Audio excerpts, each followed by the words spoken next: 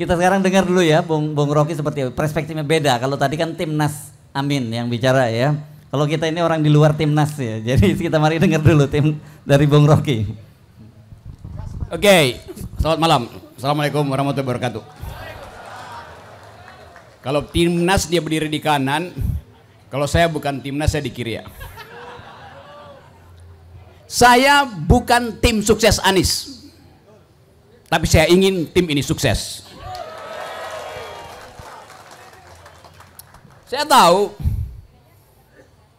melawan dengan cara apa, kata yang ditanyakan tadi itu. Perubahan dengan cara apa? Ada yang melawan pakai amplop.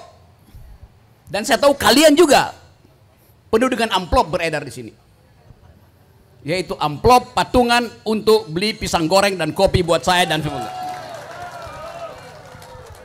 Itu yang namanya relawan, keluarin duit. Dan kita sama-sama warga Amin.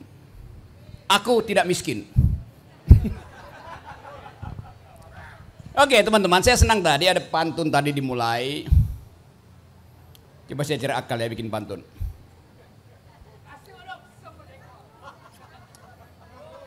Ke Tangerang bertemu relawan. Bila ingin menang harus berani melawan. Dan ini kota perlawanan sebetulnya.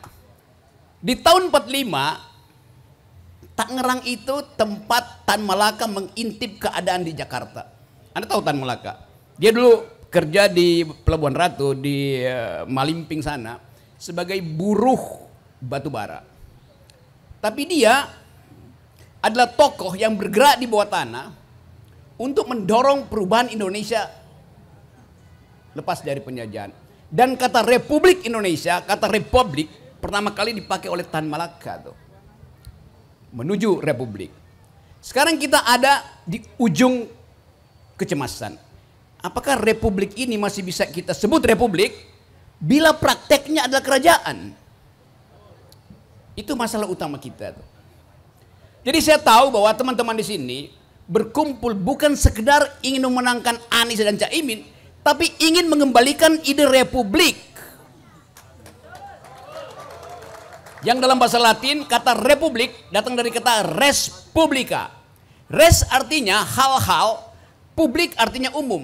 Jadi republik adalah kegiatan politik untuk menghasilkan kesejahteraan rakyat, kesejahteraan umum, bukan kesejahteraan satu keluarga. Kita upayakan itu dengan melakukan perubahan politik. Tetapi saya dengan Pak Said Didu akhir tahun kemarin ada di Melbourne di Australia dan saya ucapkan bahwa Anies tidak mungkin menang. Dia cuma boleh dapat 17%. Anda panik. Banyak yang protes. Pak Rocky kok pesimis? Ya memang saya pesimis. Karena ada penghalang. Dia mestinya dapat 52%, 60%. Tapi ada penghalang yang namanya disebut dengan cara yang baik oleh Pak Said Didu tadi yang namanya Joko Widodo. Joko Widodo akan halangi. Karena itu untuk menang ya singkirkan penghalangnya. Kan itu jalan pikirannya itu. Sekarang saya udah muter kira-kira 200 kampus dalam satu semester ini. Dan kemarin ada pembuktian bahwa anak-anak dari emak-emak di 800 kampus di DKI mengucapkan ide anti dinasti. Dan itu terang-terangan anti presiden. Karena itu proses politik berikutnya adalah mendorong supaya ada gerakan politik yang lebih terarah untuk mewujudkan pemaksulan, di-impeach, menurunkan presiden dengan cara konstitusional. Karena semua cerita hari-hari ini berujung pada satu hal. Kalau penghalangnya tidak disingkirkan, maka politik 14 Februari itu omong kosong. Ini kalkulasi, bukan sekedar kemarahan. Pak Said Didu nggak ada problem dengan Jokowi. Dia punya problem dengan kebijakan Jokowi. Kita semua beroposisi karena kebijakan Jokowi buruk, menyebabkan bangsa ini melarat. Menyebabkan politik itu jadi aut-autan, menyebabkan persahabatan antara warga negara itu pecah. Kan itu dasarnya tuh. Jadi kata perubahan Indonesia dimulai dari mana? Dimulai dari langkah pertama kita untuk melawan. Itu kegiatan masyarakat sipil, kegiatan relawan. Tapi diperlukan langkah politik yang memungkinkan proses impeachment itu dimulai. Oleh siapa? Harusnya oleh Megawati. Karena dia yang punya standing di parlemen. Jadi sekaligus kita mau terangkan di sini bahwa kalau oposisi bicara itu bukan karena dendam, bukan karena ingin berkuasa, tapi ingin menghasilkan kembali Indonesia yang berpikir, Indonesia yang beradab, Indonesia punya cita-cita keadilan tuh. Nah, teman-teman di Tangerang di sini mengambil inisiatif untuk memulai gerakan itu dan tidak ada takutnya.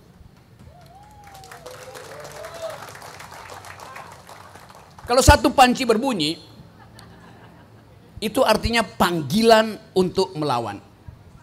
Kalau dua panci berbunyi, itu artinya sudah di depan kemenangan.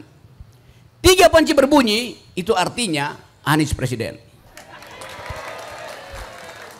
Saya menganalisa begitu.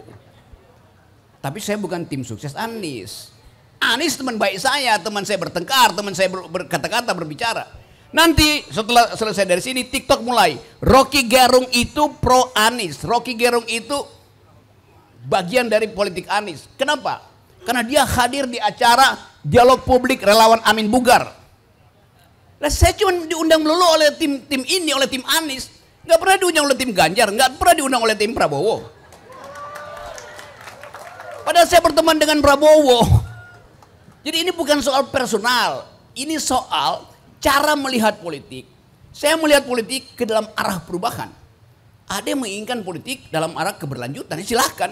Biarkan itu terjadi persaingan antara mereka yang masih ingin Jokowi dan mereka yang tidak lagi mengerti Jokowi. Biasa aja. Yang tidak boleh dan yang luar biasa, kalau aparat itu berupaya untuk memihak, itu yang nggak boleh. Itu polisi tidak boleh memihak Prabowo, polisi tidak boleh memihak Ganjar, polisi tidak boleh memihak Anies. Itu masalahnya. Tidak boleh berpihak di situ. Walaupun tadi dibicarakan di FNN juga kita bahas, Kapolri Pak Sigit mengatakan, entah dia salah ucap atau dia memang lupa bahwa dia itu Kapolri. Sebaiknya kita memilih calon presiden, pemimpin untuk melanjutkan pemimpin sebelumnya tuh. Estafet. Apa? Jadi soal-soal itu yang saya anggap bagian dari kemaksiatan politik. Dan kita melawan itu. Jadi teman-teman mungkin kita akan diskusi pendek di sini, tetapi yang lebih penting adalah semangat untuk melawan itu tetap kita kobarkan. Karena saat yang paling menentukan nanti adalah di kotak suara.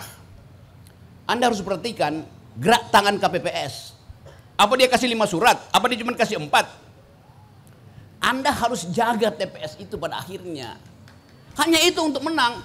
Jaga TPS itu 24 jam. Jangan Anda karena lapar pergi ke warteg Anda tinggalin. Itu hilang suara 200. Anda bolak-balik ke toilet, hilang suara 500. Bayangkan kalau 100 TPS di situ, itu udah 50.000 suara hilang tuh. Jadi pastikan Anda bawa pisang goreng, nongkrong di situ, main gaple, pandang terus wajah KPPS. Itu intinya, cuman itu caranya tuh. Kan gak ada cara lain. Begitu Anda lalai, selesai Anda di situ. Nggak ada gunanya Anda tusuk di situ kalau Anda nggak jaga TPS itu. Simulasi-simulasi menunjukkan bahwa ini soal ketajaman mata kita. Jadi latihan untuk mata tajam. Terutama kalau kalian berupaya untuk mengintai gerak-gerik panitia pemilihan di situ. Hanya itu soalnya. Setelah dari situ pergi ke kecamatan, hilang saudara. Itu ada urusan komputer, Anda nggak bisa akses lagi komputer itu. Jadi kecurangan dimulai sejak surat suara dibagikan. Dan mata Anda harus jadi mata elang. Saya pastikan bahwa kalau itu kita lakukan, kita merasa lega. Kalaupun Anies kalah, iya karena memang jujur. Kalaupun Prabowo kalah, itu karena memang jujur tuh. Demikian juga Ganjar tuh. Jadi kalau ditanya siapa yang mesti dipilih, buat saya siapa yang tidak boleh dipilih. Makasih. Assalamualaikum warahmatullahi wabarakatuh. Nama saya Desi, saya relawan Anies dari emak-emak. Kita door to door buat menangin Anies. Cuman dari beda partai ya, tapi tetap kita Anies, insya Allah. Ini saya mau nanya, kenapa sih Jokowi menurut Bapak ya gitu, maksudnya biar saya bisa jelasin sama orang-orang yang masih kekeh kalau Jokowi itu punya kinerja yang bagus, tapi secara emak-emak. Karena bahasa Bapak terlalu tinggi buat ke emak-emak. Ya. Banyak ibu-ibu yang ngerasa Jokowi itu benar gitu, terus ntar anaknya juga bisa lebih benar gitu kan. Sedangkan saya pengen mama itu kebuka pikirannya dengan bahasa mama yang bisa saya sampaikan kepada mama juga gitu. Karena kami insya Allah door to door bela Anies, pagi, malam, siang kita bela Anies lewat ibu-ibu gitu. Makasih ya Pak. Oke. Setiap bulan ibu-ibu ditagih BPJS itu. Setiap bulan ibu-ibu harus bayar, walaupun sekolah gratis, tapi masih ada yang mesti dibayar. Padahal Undang-Undang Dasar 1945 konstitusi kita bilang begini. Tugas presiden cuma dua. Satu, cerdaskan kehidupan bangsa. Dua, pelihara fakir miskin. Cuma dua itu tugasnya. Konstitusi kita tidak mengatakan rampas dari rakyat buat bayar uang sekolah. Rampas dari rakyat buat dapat kemakmuran. Yang diterangkan Pak Said tadi. Jadi mestinya kesehatan dan pendidikan itu gratis. Karena ini negara yang didesain untuk kepentingan dua hal tadi. Cerdaskan kehidupan bangsa, pelihara fakir miskin. Sekarang kalau kita lihat, apakah bangsa kita makin cerdas? Makin dungu, makin bodoh. Dibandingkan dengan keadaan sebelumnya. IQ kita, IQ nasional kita tinggal 78. Sedikit di atas simpanse. Serius. Ini bukan riset saya, ini riset Bank Dunia. Tinggal 78. Singapura 105. Vietnam 115. Thailand di atas 100 semua itu. Jadi bagaimana ada bonus demografi untuk kepentingan anak muda kalau IQ kita itu drop. Sekarang kita tanya siapa yang bertanggung jawab terhadap turunnya indeks kecerdasan kita? Iya, Jokowi lah.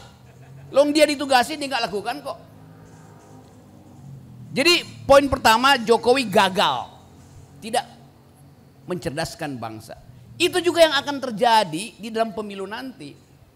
80% dari pemilih Indonesia yang akan masuk ke TPS-TPS pendidikannya cuma sampai kelas 7, artinya SMP kelas 1, enggak lulus SMP itu. Anda mungkin di sini terpelajar semua, tapi di desa-desa, di Garut Selatan, di Kalimantan Tengah tuh pendidikannya minim sekali.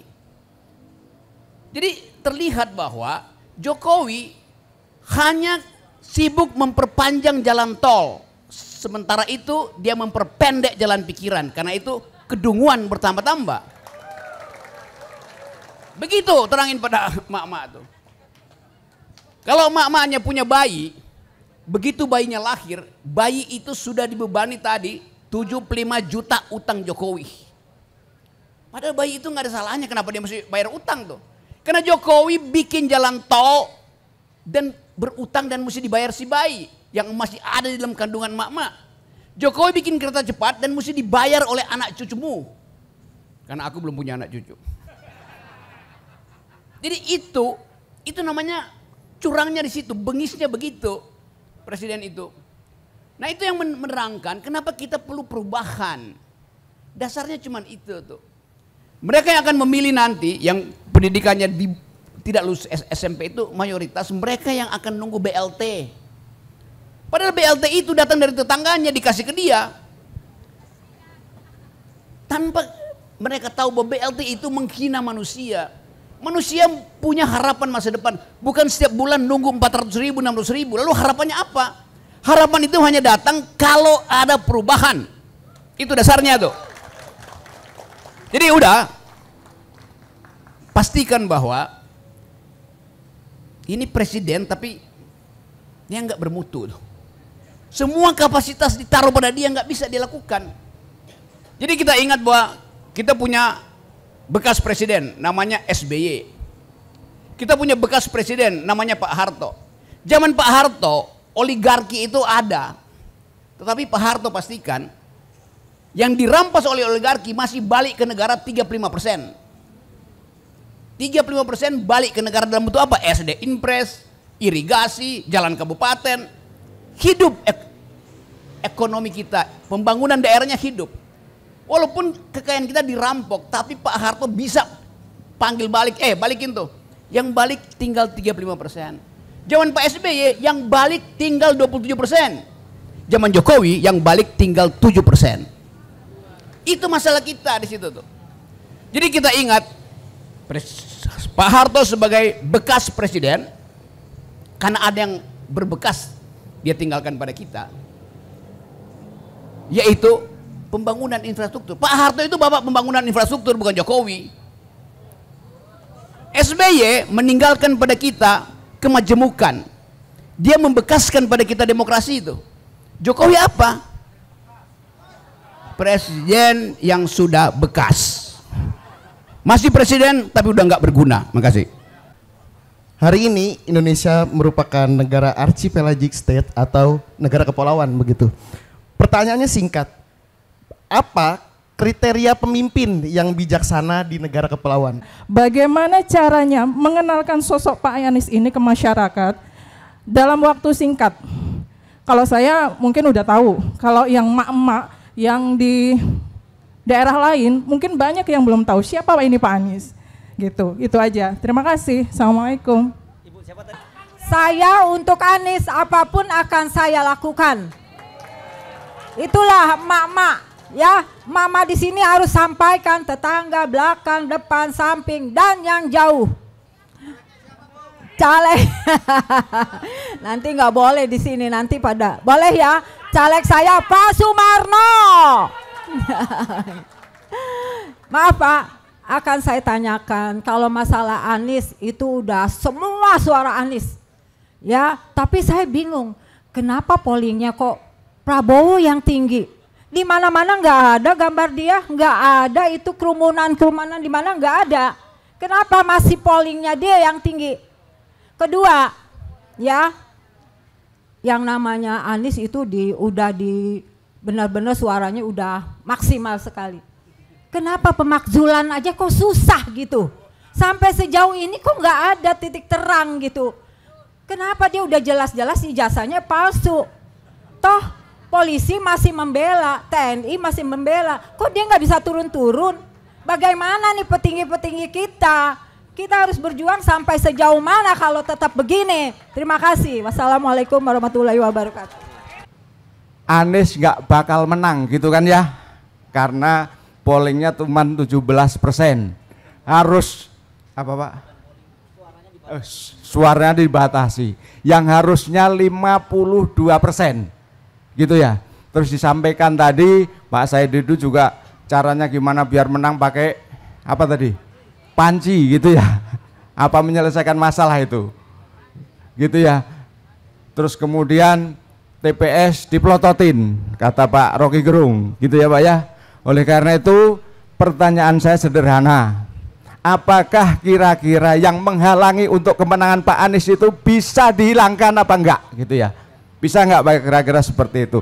Terus cara menghilangkannya gimana? Selain panci dengan mempelototi apa tadi TPS ya, gitu kira-kira seperti itu. Sekian, assalamualaikum warahmatullahi wabarakatuh. Nama saya Sumarno Pak, sambil anu ya. Ya, caleg Kota Tangerang, Dapil 3 Pinang Cipondoh nomor urut 1. Oke, teman-teman, saya tahu bahwa ada banyak pertanyaan, tapi buat apa bertanya sebetulnya? Kan hal yang udah kita ketahui itu. Menangkan Anies, menangkan, ya kan you datang di sini justru untuk itu. Jadi coba kita lihat apa sebetulnya ide di belakang pertemuan semacam ini. Yaitu memastikan apa yang dibicarakan malam ini besok pagi tiba di pos ronda. Apa yang dibicarakan malam ini tetangga ikut dengar nanti. Anda harus bercerita. Semua yang kita ucapkan di sini harus menghasilkan tambahan suara. Itu masalahnya tuh. Kan nggak mungkin saya datang ke tetangga Anda. Anda rumahnya di sini, kiri kanan belakang Ada 4 rumah di situ, Anda mesti terangkan itu. Bahkan Anda harus terangkan kenapa pentingnya perubahan. Pada siapa? Pada mantan pacarmu, mantan suamimu, mantan istrimu. Nggak ada soal. Jadi soal-soal macam ini mau kita bahas supaya ada yang dibawa pulang untuk diterangkan. Itu prinsipnya tuh. Tadi pertanyaan soal